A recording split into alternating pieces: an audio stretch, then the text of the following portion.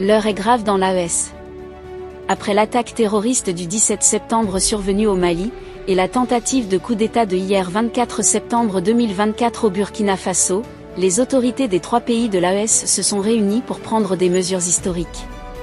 Avec la Russie de Vladimir Poutine, les chefs d'État de l'AES lancent un grand projet de 2 satellites spatials pour mieux contrôler le territoire de la zone AES. C'est complètement fini pour les terroristes dans l'AES. Ils seront davantage traqués. Salut chers abonnés et bienvenue une fois de plus sur votre chaîne d'information préférée. Aujourd'hui, nous allons faire un tour du côté de l'Afrique de l'Ouest zone AES où une très bonne nouvelle vient de tomber.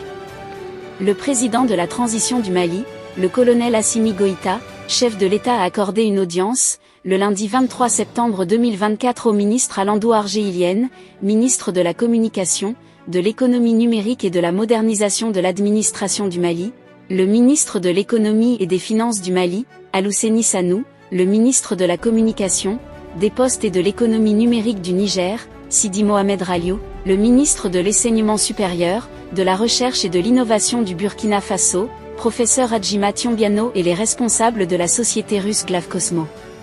Ces échanges interviennent en marge d'une rencontre stratégique de 2 jours à Bamako, portant sur la conception et le déploiement de 2 satellites, un pour les télécommunications et un autre dédié à la détection terrestre à distance. Les amis, c'est une nouvelle très historique.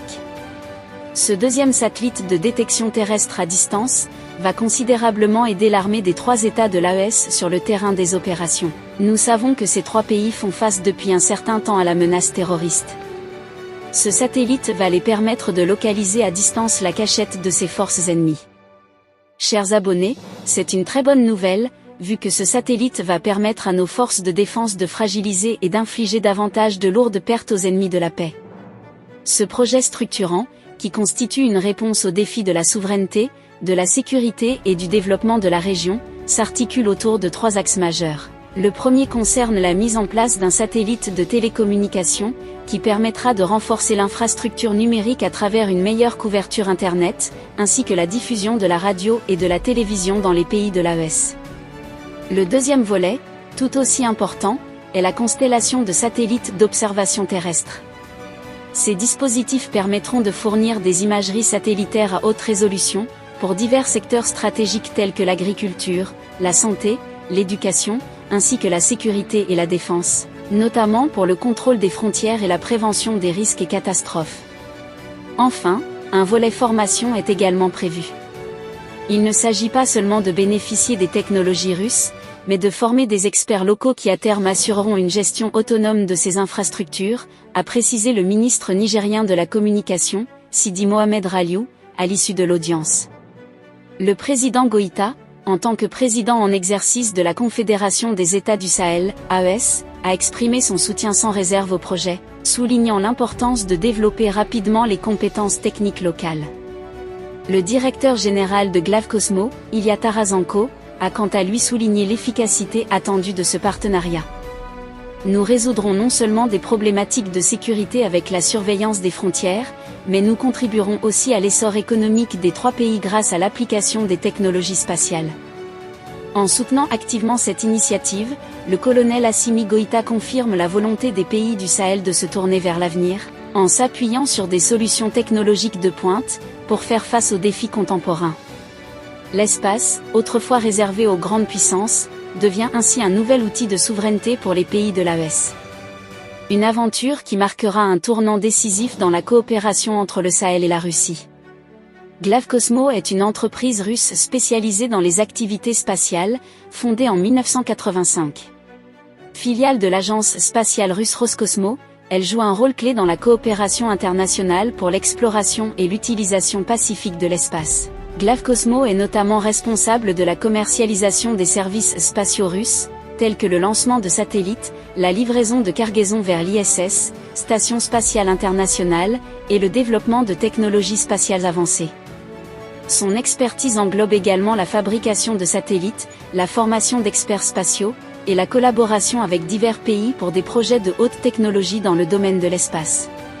Au vu de ces initiatives, on comprend bel et bien que l'AES et la Russie de Vladimir Poutine sont plus que déterminés pour mettre fin au terrorisme au Sahel.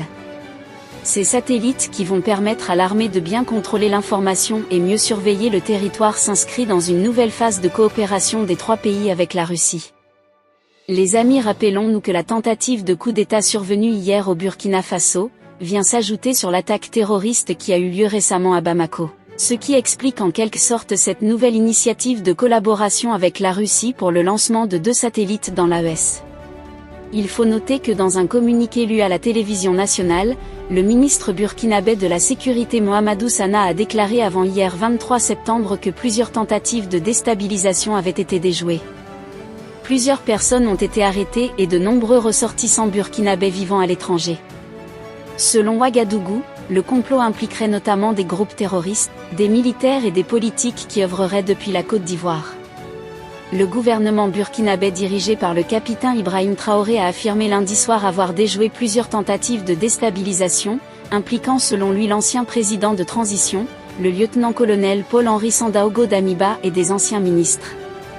Nous avons pu déjouer plusieurs tentatives de déstabilisation aussi pernicieuses qu'incessantes, a indiqué le ministre de la Sécurité Mohamedou Sana dans une déclaration lue à la télévision nationale.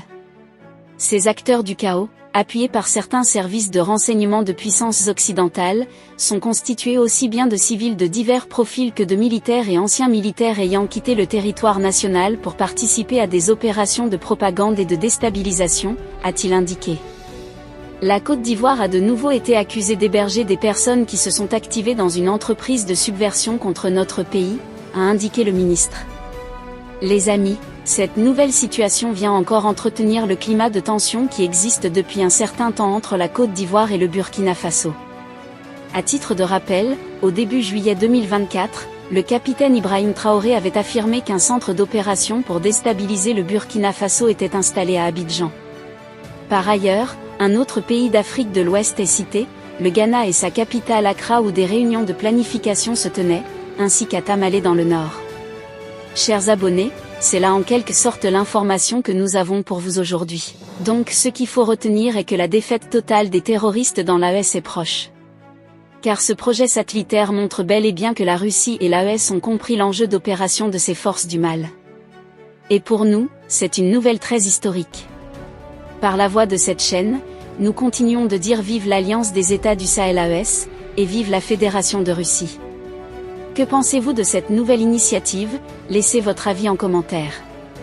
Si vous avez trouvé la vidéo intéressante, cliquez sur j'aime et partagez à vos amis. Mais n'oubliez pas de vous abonner et de cliquer sur la cloche de notification pour ne pas rater les prochaines notes d'information.